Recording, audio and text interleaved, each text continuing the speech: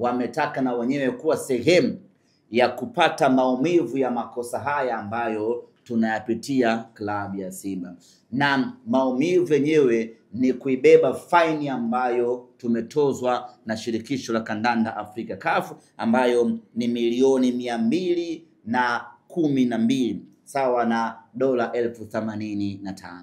Kwa mantiki hiyo basi, mashabiki wa Simba Sports Club kwa mapenzi yao na kwa kutaka kuisaidia klabu yao na kwa kutaka kuwajibika kwenye makosa tuliyofanya sisi wenyewe, mashabiki wameomba na wenyewe wachangie faini ili kuipunguzia klabu mzigo.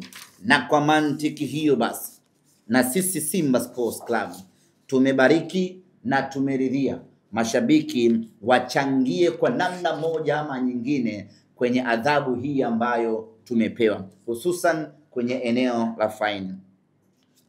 Kwa mantiki hiyo basi, natangaza hapa namba za shabiki yeyote ambaye atahitaji kutoa ama kulipa ama kuchangia faini. Kama tutampata mtu shabiki mmoja ambaye atasabana, mimi nitalipa milioni 200 zote hizo, hatuna mashaka, tunamkaribisha sana. Kuna watu wako vizuri kiuchumi. Unakutana tajiri kama Michael Nguli pale.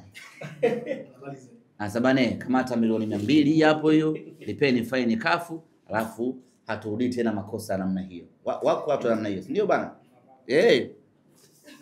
Au mavala anaweza akatulipia.